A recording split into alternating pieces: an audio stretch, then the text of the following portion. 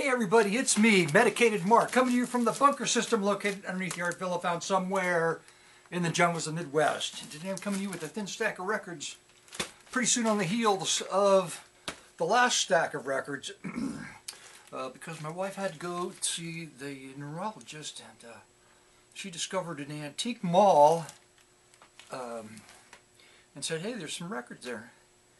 It was nice of her to think of me, and so I went up there, and it was, you know, there were some records there. Surprisingly enough, there were some records there, so I picked a few up. And then I went to half price, full price, super high price books today.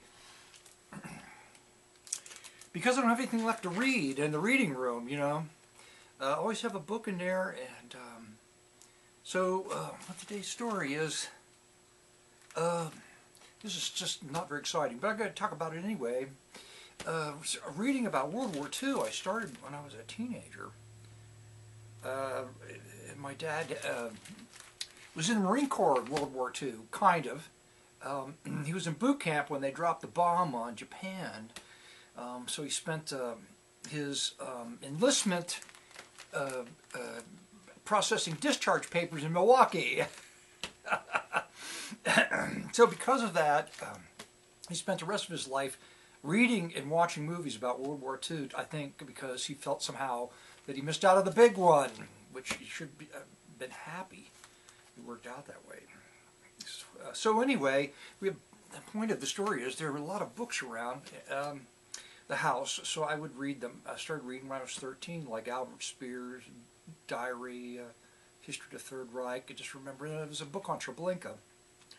And I can remember, the most interesting thing is, just to back it up a little bit, is as a kid, like how does all this, it's just, my question has always been, is how do people end up being so mean? So as a kid I can remember my dad watching Iwo Jima, you know, with John Wayne. And they would attack one island and go attack another island. I think in there they show guys doing one island and another island. As a kid, I'm like, what?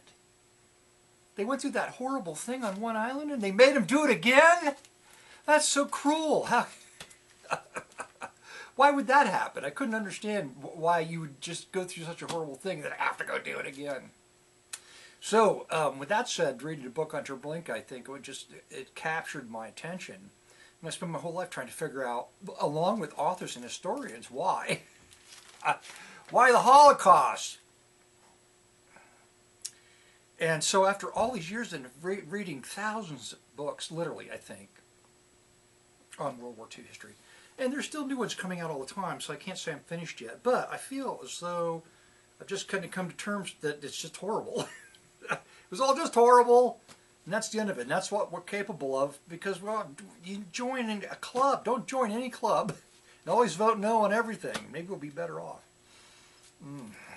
So anyway, I'm looking through the World War II section. I went there to get a book. I'm just like, I think I'm done. I'll just, if I see something interesting, I think I'm still not broad histories. Although there was a time when I would read like broad histories of Japan and Germany, and it was mixed with the politics and the process, and very interesting when you're trying to figure out why things work the way they do. But now I'm just interested in small stories like Single People, and they're still interested in survival stories. They're still exciting. What people will do to continue to survive. But they don't talk much about the follow-up, which are the years afterwards, where they've got a lot of problems. Anyway, this is not very uplifting. Do you have anything uplifting to say? Well, because my wife is not suffering from as many headaches, thanks to the modern miracle of medicine, pills and stuff like that, and injections. She had enough energy. I told you about the Halloween stuff. Well, she decorated her whole house, and she put out a really nice spread. It had the family over. It's my family now, because everybody on my side of the family is dead. So I got her family now. So they all came over, and it was just a real nice layout, and I got to give her a thumbs up for decorating everything. And now it's so funny. I've completely given up on art. I don't even know who that person was that did art.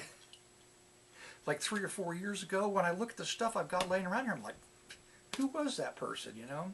So now she's got like this crafty thing going on, and she's kind of excited to do these little things. So now she's got paint stacked up on the table upstairs. Just after I put it away. My paint put away. Coming home, you know, like Martha Stewart paint. Some kind of special magic, like it says Martha Stewart on the bottle. Anyway, so now she's like, well, you know, you're good with color, and because I spent my whole life, you know, help me do this, figure out this, and I go, pick, well, how about this and that, and I'm just not showing much enthusiasm. She's like, oh, I wish you weren't burned out on art. This would be more fun. I'm like, you had 23 years, you could have figured it out, you know, and done anyway. So anyway, there you go. Hold up the first record. Why not? Maybe there's another story, but I can't think of it. It's Olin. Who's Olin? Well, she's some babe that plays the organ, the instrument. I think it's probably a Yamaha Electone SE SAR. That's right. Oh no, you didn't buy another organ album, did you? Well, she covers 2001 Space Odyssey, Quiet Village, and Martin Denny's Quiet Village, and MacArthur Park. Lynn. So I couldn't pass that one up. Remember when I held up this card?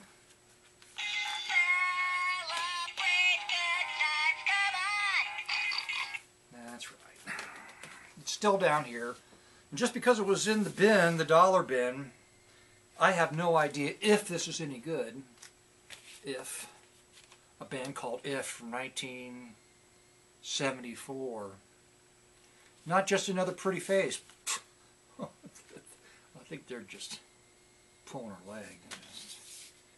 Anyway. And also in the dollar bin from 1975, it's The Crusaders and Chain Reaction. Now, the Crusaders, now, when I bought it, I didn't like Crusader. Who the hell? That's kind of a soul group, isn't it? Right. So that, I'm sure that was pretty. But I'd never seen it before, and it was $1. So now, it makes sense that this was $1. It's a form, cheap-ass form release with Count Basie and his orchestra. You assume that this is probably Count Basie orchestra doing the Kansas City Suite, the music of Benny Carter. Right, Count Basie, $1. A nice Crown release. Unfortunately, I didn't get there in time to pick it up before the seams was split by people thumbing through records, but it's a Crown Hawaiian album. Nice cover. I don't have that one. Now at that antique shop, there's stickers on them, but they're just on the plastic. Just hold them up. Okay. Paul Horn Quintet. Here's That Rainy Day. Oh. Rainy Day, that reminded me, I knew something else. Last time I held up an album by Ray Charles, I bought it because it was $1. Like, yeah, you know. But I played the album, and it's really interesting, you know. You think of Ray Charles and how popular he was, and but his singing on this album, his vocalizations are really quirky. Just some guy, I think, and I didn't even test drive that one when I did that video, but I believe I'm going to play a cut from that, and it's also available on like Amazon for downloads. So I don't know if I'll blog it or not, but I'm going to play Gloomy Sunday, which is one of my favorite compositions, Gloomy Sunday. So here's That Rainy Day reminding me of Gloomy Sunday by Ray Charles, and I'll play that at the end of the video along with a sample from today's records. It's a Hinkle Quartet, gospel, country style. This is a local record, Cincinnati, Ohio. I'm trying to figure out who published it. It's not immediately apparent on the cover, but it's probably Right Records. Probably, or Joel, one of those guys. Anyway, okay, Precious Memories. There's another Hinkle family, and this is on Queen City Album. So Queen City Album would be my guess on the other one too. That's right. Well, there they are in the front. It's a great photograph of the Hinkle family. I think they're out of Columbus. Hector Rivera, Let's Cha Cha Cha, great to find a cha-cha record at the antique store. Nice. All right. And music by Billy May. Talking piano by Sonovox. Written and produced by Al Livingston. It's Sparky's Magic Piano. Oh boy. That'll be good. And for $1, just because it's a great cover. This is Swan Lake Ballet. Berlin Symphony Orchestra. But it's a great cover in pretty good condition. Everybody Loves a Lover. Well, of course they do. Eric Delaney. And his orchestra, Diplomat. Budget. Release. Mood music. Probably waltzy dance music. Probably horrible. I don't know for sure. This is Meyer Davis' orchestra. It's an interesting cover. Picked it up. ABC Paramount. Sights and Sounds of the Saints and Sinners. All right. It's a youth band out of Iowa. Gospel music. But here's a photograph on the back. So they look exciting. They got drums and a 12-string electric guitar. And they all got their hands like they're clapping. So they got hands that clap. And last but not least, and all these were 50% off, which was a nice hit.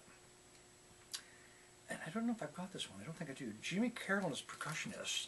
Mad Music. Does this look like it's going to be great? I'm probably going to have to feature something from this. Looks like there's 4 tracks. Nightmare in the Organ. Happy Little Woodpile, The Clock Factory, and Dance of Hours.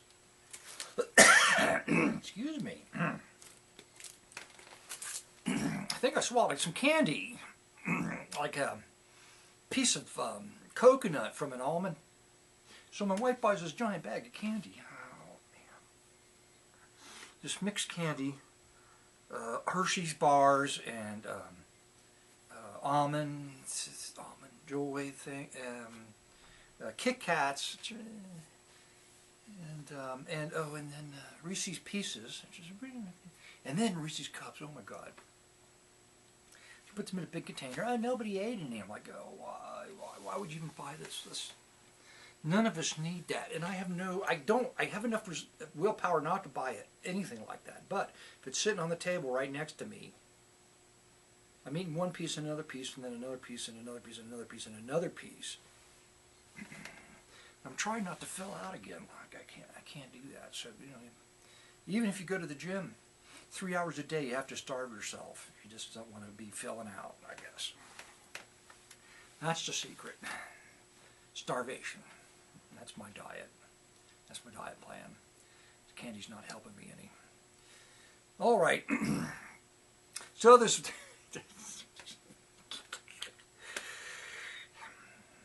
So I read all these books on concentration camps, and there's this woman that comes in the gym, and she gets on the treadmill, and she walks like for hours, right?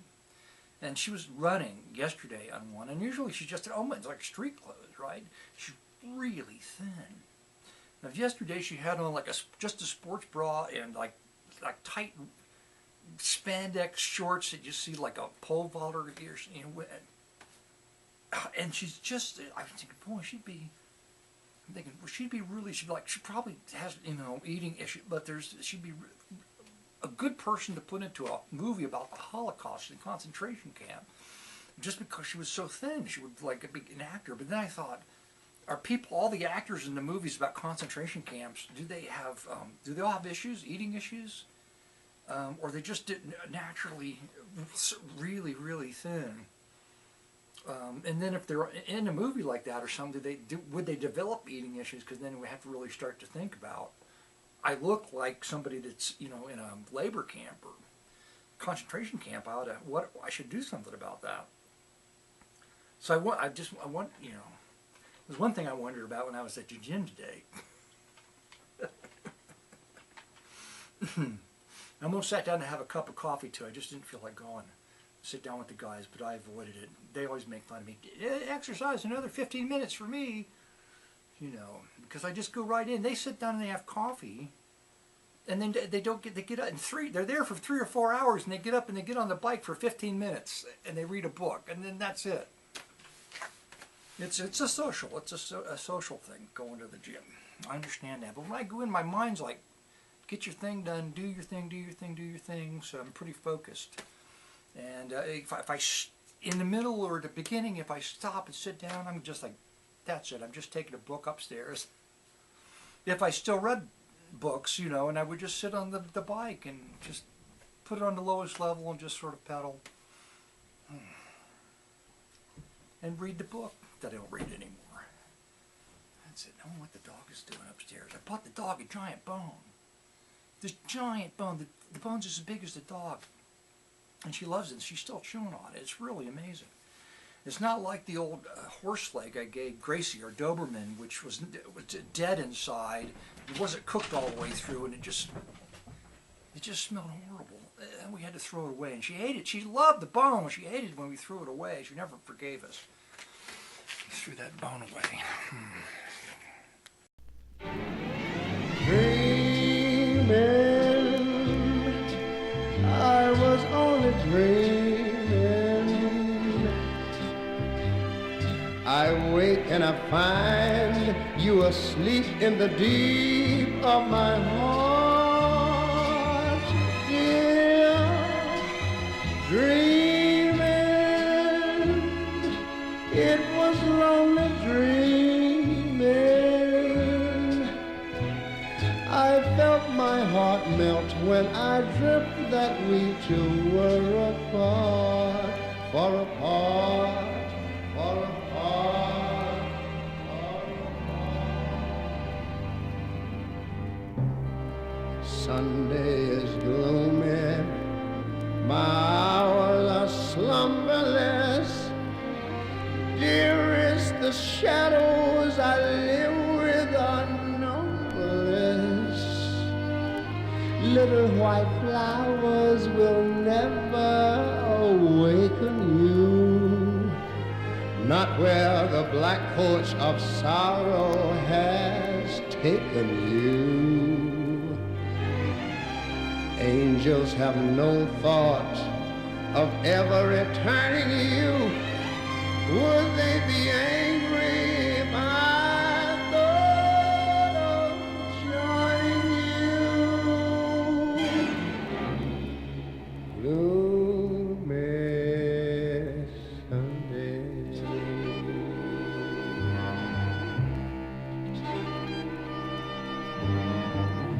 gloomy Sunday, with shadows I spend it all. My heart and I have decided to end it all. Soon there'll be candles and prayers that are sad, I know. Let them not weep, let them know that I'm glad to go. Death is no dream, for in death I'm caressing you. With the last breath of my soul, I'll be blessing you. Gloomy Sunday.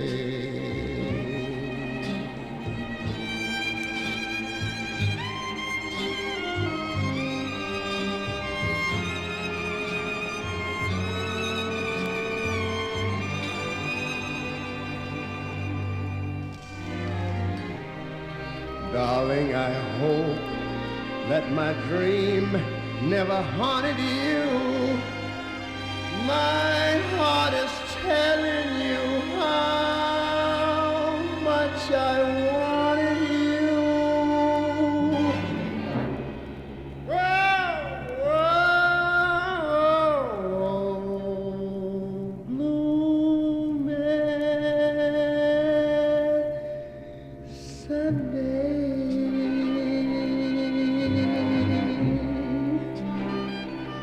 Oh.